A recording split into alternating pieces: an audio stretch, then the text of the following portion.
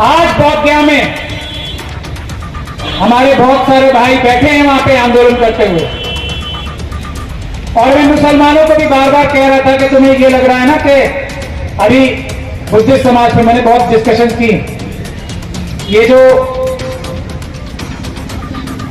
Buddhist लोगों के अलावा, भक्तों के अलावा जो बोधगया में मैनेजमेंट कमेटी में नॉन बुद्धिस्ट भी रखे गए हैं, हिंदू रखे गए हैं, ये आप लोगों को एक दिन इसका खमियाजा भुगतना पड़ेगा। हमें आगे बढ़ के बुद्धिस्ट समाज की मदद करनी चाहिए इसमें। और वो वक्फ अमेंडमेंट एक्ट आ गया है बिल, और उसमें यही बात लिखी है वक्फ बोर्ड में हिंदुओं को भी रखा जाए। तो इस मंच से मैं मुस्लिम समाज से भी एक बार फिर सुनेंगे मेरी तो अच्छी बात है।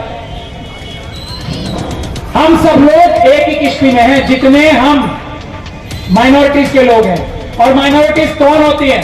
जब कॉन्स्टिट्यूएंट असेंबली में सुमित रत्न जी ने सही टर्मिनोलॉजी इस्तेमाल करना शुरू की है, राजा महाराजा,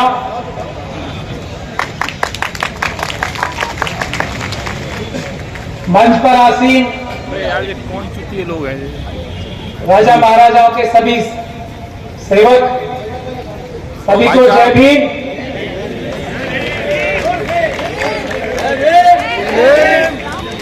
जय भीम, जय भारत, जय संविधान और अस्सलाम वालेकुम। देखिए, भंते जी ने सही कहा है, छोटी बात, कारगर बात कम समय में कही जा सकती है। हेलो मुझसे बड़े बड़े वक्ता मौजूद हैं यहाँ पे, मैं बहुत ही कम समय में 3-4 विषय आपके सामने रखना चाहता हूं। पहला विषय है आजाद कराने की मुहिम एक छेड़नी चाहिए। कुछ साल पहले से हमारी ये बातें हो रही, कुछ मजबूरियां थी, कुछ समस्याएं थी, मेरी तरफ से भी थी। मुझे वकील नहीं मिल रहे थे उत्तर प्रदेश में, क्योंकि सबसे पहले उत्तर प्रदेश में ही एक जगह पे, अभी मैं नाम नहीं खोलूंगा, कुछ कार्रवाई करने की प्लानिंग बन रही थी। अब मैंने अपनी तरफ की भंते जी जो परेशानी थी वो दूर कर ली है, मैंने वकील आइडेंटिफाई कर लिया।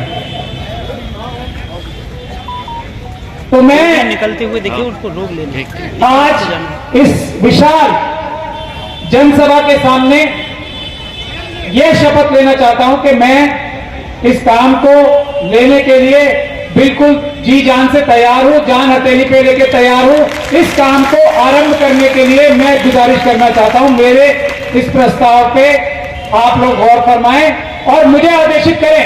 और मुझे तो आप सब लोग जानते हो ना, जिस काम का मैं पीड़ा उठाता हूं बाबा साहब की तरह, खत्म किए बगैर मैं पीछे कदम नहीं उठाऊंगा।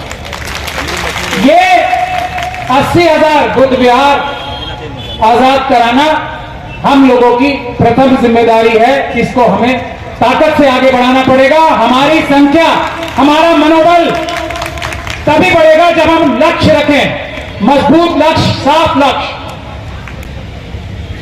आज बोधगया में हमारे बहुत सारे भाई बैठे हैं वहां पे आंदोलन करते हुए, और मैं मुसलमानों को भी बार बार कह रहा था कि तुम्हें ये लग रहा है ना कि अभी बुद्धिस्ट समाज में मैंने बहुत डिस्कशन की, ये जो बुद्धिस्ट लोगों के अलावा, भक्तों के अलावा जो बोधगया में मैनेजमेंट कमेटी में नॉन बुद्धिस्ट भी रखे गए हैं, हिंदू रखे गए हैं, ये आप लोगों को एक दिन इसका खमियाजा भुगतना पड़ेगा। हमें आगे बढ़ के बुद्धिस्ट समाज की मदद करनी चाहिए इसमें। और वो वक्फ अमेंडमेंट एक्ट आ गया है बिल, और उसमें यही बात लिखी है वक्फ बोर्ड में हिंदुओं को भी रखा जाए।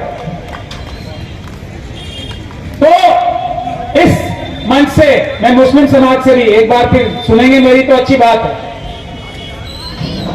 हम सब लोग एक ही किश्ती में हैं, जितने हम माइनॉरिटीज के लोग हैं। और माइनॉरिटीज कौन होती हैं? जब कॉन्स्टिट्यूएंट असेंबली में ग्रुप्स की बात हो रही थी, तो माइनॉरिटीज में जो एक सब कमेटी बनी थी, उसमें कौन कौन आता था ये समझने बहुत आवश्यक है। इस देश को सही दिशा दिखाने के लिए जो सब कमेटी माइनॉरिटीज के ग्रुप की तब बनी थी, उनको सबको सबसे पहले एक प्लेटफॉर्म पे आना पड़ेगा। बाकी हमारे जो भाई हैं वो भी आएंगे, लेकिन सबसे पहले हम वो तो कर लेंगे बाबा साहब के पहले से हो रहा है, बाबा साहब के सामने से हो रहा है। एससी थे माइनॉरिटी सब कमेटी में, एसटी थे, मुस्लिम थे, क्रिश्चियंस थे, बौद्ध थे, पारसी थे, सिख थे, एंग्लो इंडियन भी थे।